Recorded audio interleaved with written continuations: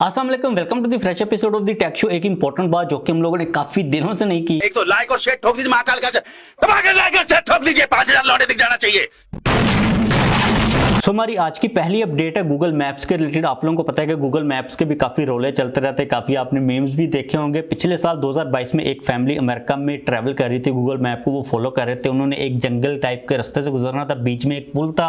जब वो वहां से गुजरने लगे गाड़ी के ऊपर तो भाई पुल टूट गया, उनकी गाड़ी नीचे पानी में चली गई और जो हस्बैंड था उनमें से उसकी डेथ हो गई।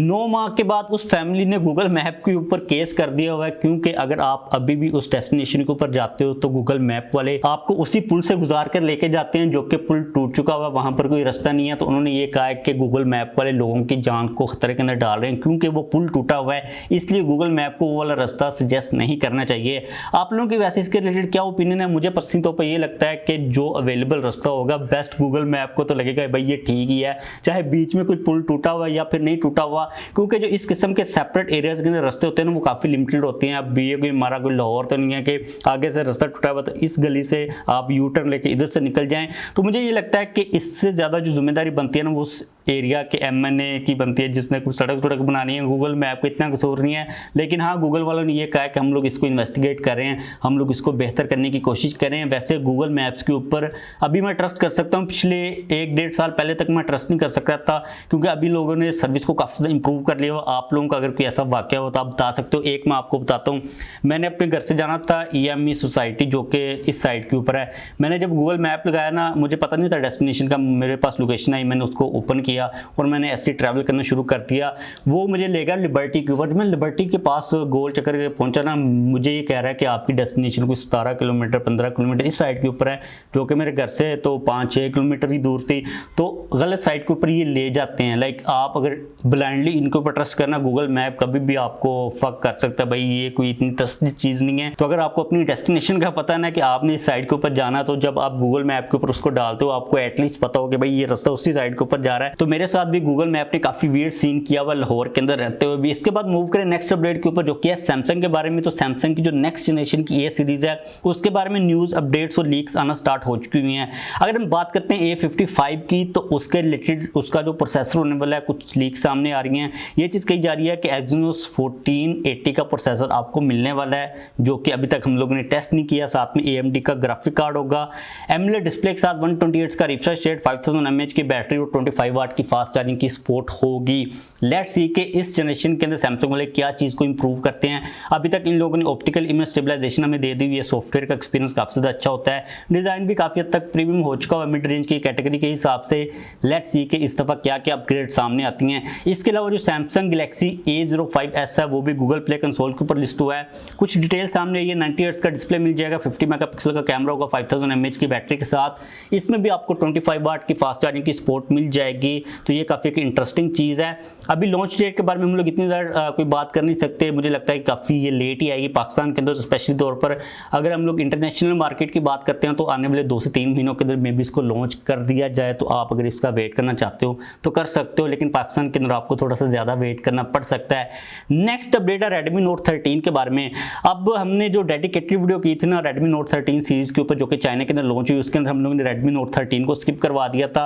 उस वक्त इतनी खास डिटेल सामने नहीं आ रही थी, चाइनीज वेबसाइट के ऊपर इसके बारे में डिटेल मिल रही थी, लेकिन इतनी कंफर्म डिटेल नहीं मिल रही थी। तो मैंने सोचा आज आप लोगों को जो सिंपल Redmi Note 13 जो कि चाइना की मार्केट के अंदर लॉन्च हुआ है उसकी डिटेल बता देता हूँ, और ये भी बता देता हूँ कि पाकिस्तान के अंदर अगर ये वेरिएंट आता तो आपको क्या डिफरेंट चीज़ मिल सकती है। काफ़ी हद तक सिमिलर डिज़ाइन है जो कि इस वक्त हमें Redmi Note 12 के अंदर मिल रहा है। Note 13 के अंदर भी आपको वही सेम टाइप का डिज़ाइन मिलेगा। 6.6 इंचज़ का एक OLED डिस्प्ले है, 120 हर्ट्ज के रिफ्रेश रेट के साथ, 1000 निट्स की ब्राइटनेस है, बैक साइड के ऊपर 108 मेगापिक्सल का मेन सेंसर है, Dimensity 6080 का प्रोसेसर होने वाला है, जो कि मुझे लगता है कि पाकिस्तान के अंदर जो वेरिएंट आएगा उसके अंदर कोई स्नैपड्रैगन का प्रोसेसर होगा, ये Dimensity वाला प्रोसेसर होने वाला नहीं है, क्योंकि मोस्टली जो डिफरेंस हमें मिलता है as compare to Chinese market वो प्रोसेसर के अंदर ही मिल रहा होता है। 5000 mAh की बैटरी के साथ 33 वाट की फास्ट चार्जिंग की सपोर्ट, और इसकी जो प्राइस बन रही है चाइना की मार्केट के अंदर उससे पाकिस्तान के अंदर जब हम लोग कन्वर्ट करते हैं तो 47,000 के अराउंड बन रही है, और मुझे लगता है कि इसी तकरीबन प्राइस के अराउंड अराउंड आपको पाकिस्तान की मार्केट के अंदर मिल जाएगा, लेकिन आपको तकरीबन 5 से 6 महीने मुझे लगता है वेट करना पड़ेगा Redmi Note 13 सीरीज के लिए। तो this is Redmi Note 13 simple. इसके बाद मूव करें आज की लास्ट अपडेट के ऊपर, जो कि आ रही है iPhone 15 सीरीज के बारे में। अब जब से iPhone 15 सीरीज आई ना, स्पेशली तौर पर जो प्रो वाले फोन्स हैं भाई, उनके मसले ही खत्म नहीं हो रहे। हम लोगों ने कल बात की थी, ओवर हीटिंग का इशू आ रहा है, काफी लोगों को डैमेज पीस मिल रहे हैं, इसके अलावा बैक ग्लास भी टूट रहा है, लेकिन कुछ और मसले भी हैं जो कि इतने ज्यादा हाईलाइट नहीं हो रहे। उनमें से एक मसला ये है कि जो टाइटेनियम एप्पल ने यूज किया ना, वो काफी ज्यादा जल्दी गंदी होती है। अगर आप लोगों ने लॉन्च इवेंट के बाद जो प्रेजेंटेशन होती है जहां पर डिस्प्ले यूनिट्स लगे हुए होते हैं, उन डिस्प्ले यूनिट्स की पिक्चर्स को देखा हो तो भाई वो काफी ज्यादा गंदे हो गए थे। इतने ज्यादा गंदे हो गए थे, लगता था किसी ने मट्टी के अंदर उनको रोल के ना बाहर निकाला है।